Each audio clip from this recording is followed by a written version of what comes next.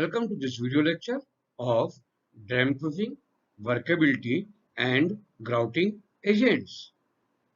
They are some special admixtures which are used for some specific purposes. These admixtures are used when there is a special consideration for the construction work. The topic of first video lecture is dam proofing and permeability reducing agents. Most of the time, they are known as dam proofing agents only. The passage of water through concrete can usually be traced to the existence of cracks or the areas of incomplete consolidation. Sound, dense concrete made with a water cement ratio of less than 0.5 by mass will be airtight if it is placed and cured. Admixtures known as dam proofing agents include certain soap, stearates, and petroleum products. They may, but generally do not reduce the permeability of concrete which have low cement content or high water cement ratio or have a deficiency of fine aggregate. Their use in well-proportioned mixes is that they increase the mixing water required and result in increased rather than reduce the permeability.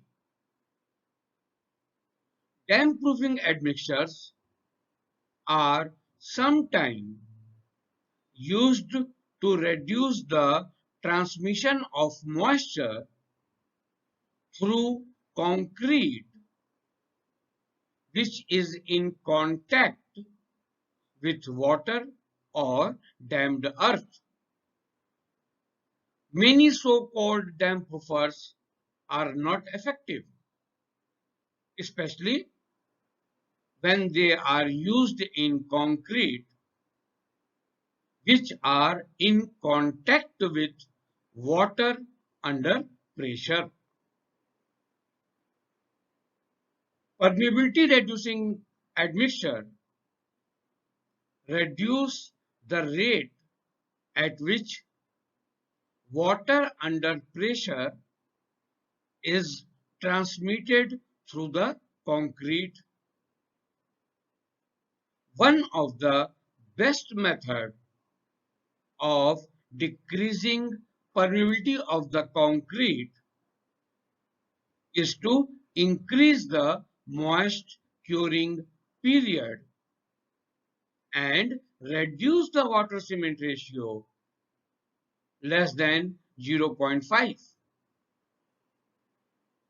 Most admixture which reduce water cement ratio consequently reduce the permeability also. Some supplementary cementing material, especially silica fume, even though silica fume come in India from China, but even though it reduced permeability through the hydration and pozzolanic reaction process. Other admixtures, they act to block the capillaries in the concrete which have been shown to be effective in reducing concrete corrosion in chemically aggressive environments.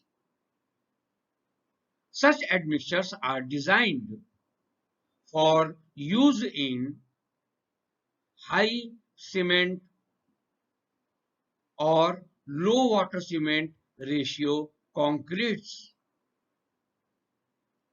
If we discuss about the two conditions due to which water can come inside the concrete are, the first one is when they are subjected to pressure of water on one side.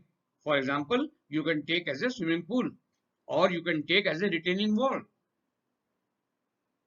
And the second case is absorption of surface water by capillary action. So according to these two conditions, if we classify these agents, then they can be of two types. First one is pore filling and second one is water repellent material. I had said this because that pore filling material can fill that pores, that cavities, that crack from where water is transmitting inside the structure or to the structure. And the second one is water repellent material. It means that if this coating has been done, then if water will come, then also they will repel the water. So if we classify these agents according to pore filling or water repelling material, then pore filling material are silicates of soda, aluminium, aluminium and zinc, sulfate, etc. Whereas if we discuss about water repellent material, then they can be soda, potash, soaps, resins, vegetable oils, fats, waxes, etc. One of the most important requirement of the concrete is it must be impervious to the water. So the resistance of concrete to the penetration of moisture can be improved by using these admixtures. In general, dam proofing admixture have no significant effect on setting of cement, compressive strength of concrete, etc. However, bleeding, which is a problem, can be reduced, and if we are using these agents, then the durability of concrete is increased and thus the drying shrinkage is reduced. The second topic of this video lecture is workability agent. It is the ease with which concrete can be deformed by an applied stress. In a general observation that at a given water cement ratio, addition of water reducing a admixture exhibit appreciable fluidifying action by decreasing the viscosity, thus increasing the workability value. The hydrocarboxylic acid types appears to be generally superior to the lignosulfonate in increasing the value of slump, and this difference is maintained over the initial slump range of 0 to 100 mm. When a normal accelerating or retarding water reducing admixture are utilized to increase the workability of a concrete mix by direct addition,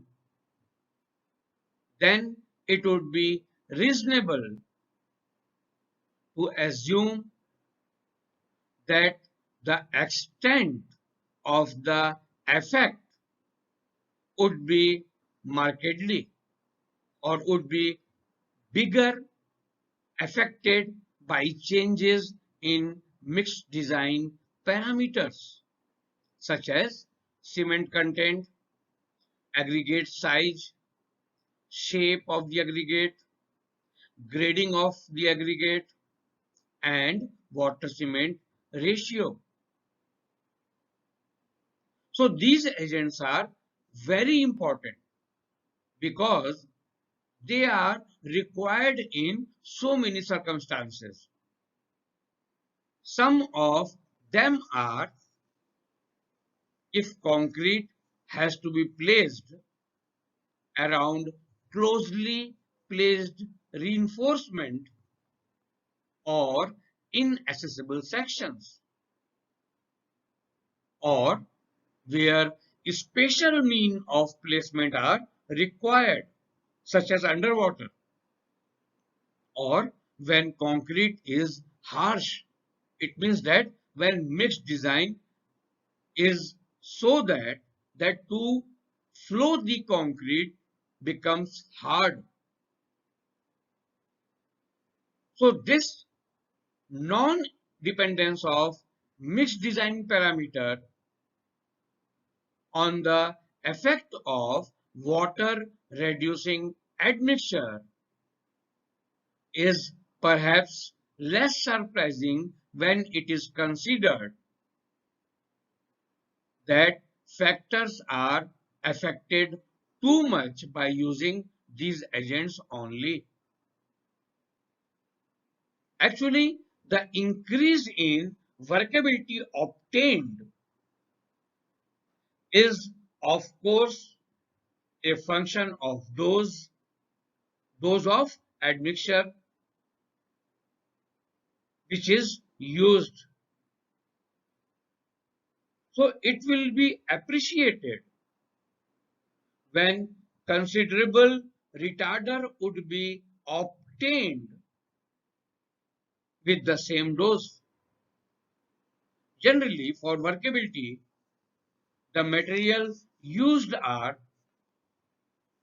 first, finely divided material, second, water reducing agents, and third, air entraining agents. The third topic which we are discussing in this video is grouting agents. They are a special type of additives because grouts are used for variety of purposes: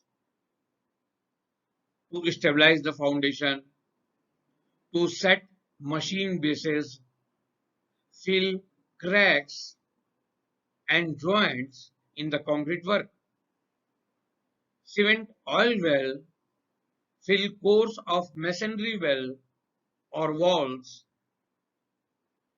grout pre-stressing tendons, anchor boards, and to fill the voids in pre-placed aggregate concrete. Now, Portland cement grout are used for variety of purposes. Some of them are these which I had discussed. So to alter the properties of grout for specific application, various admixtures are used, such as accelerator, retarders, gas forming agents, workability agents, etc. All of them can be used as a grouting agents. Sometimes non-shrink admixtures are also used. If you see the figure, you can see that in these two places, or in the first figure, grouting of machine foundation has been done. In the pockets of the concrete, which can be done with minimum error only by using grouting agents. In the second figure, you are seeing that anchor boards are used. So the area where landslide is a common problem, at those areas we can anchor those small rocks so that the chances of landslide can be decreased. Actually, grout injection is used for sealing or strengthening the ground in order to prevent water entrance or any failure after excavation. Actually, there are so many methods of grouting, such as permeation grouting.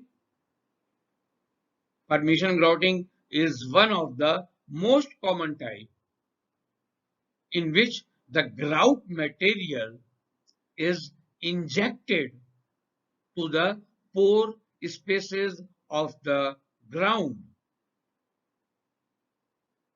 In grouting operations, the grout quality is important to achieve the best result.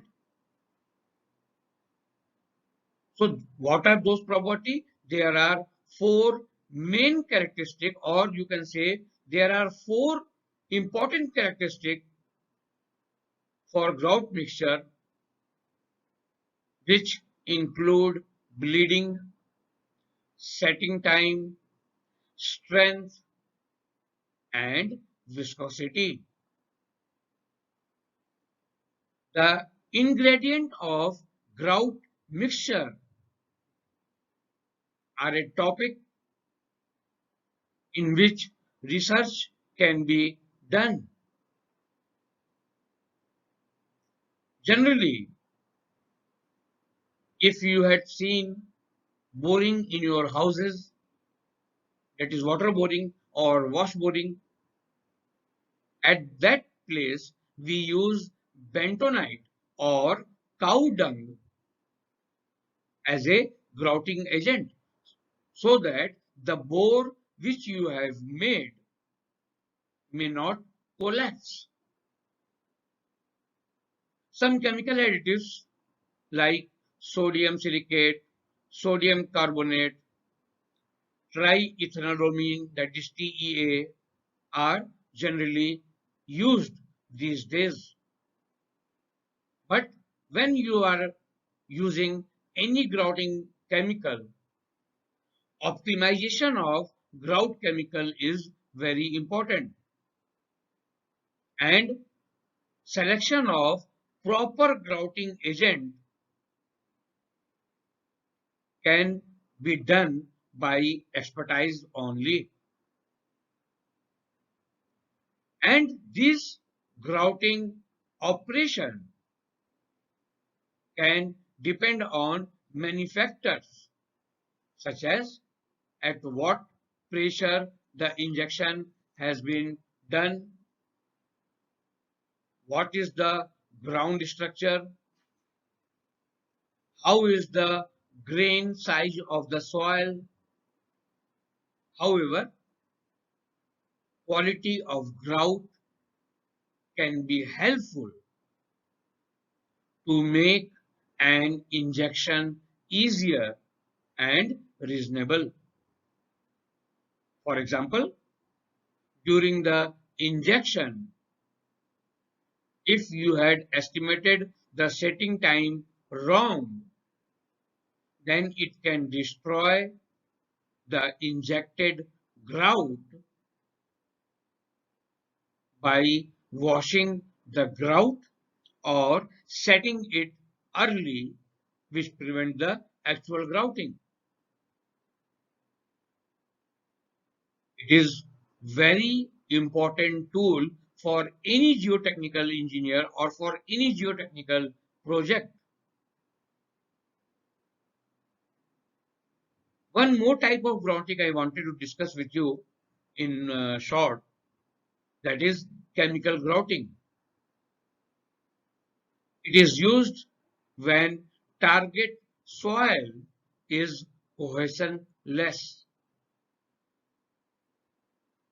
and its stability is the main aim of grouting operation. If you check, then the most conventional chemical grout are sodium silicate based grout, in which a chemical reaction occurs in between sodium silicate and acids, and the result is jelly type of material is formed. But it should be noted that the setting time is highly dependent on the percentage of the ingredients in the grout mixture.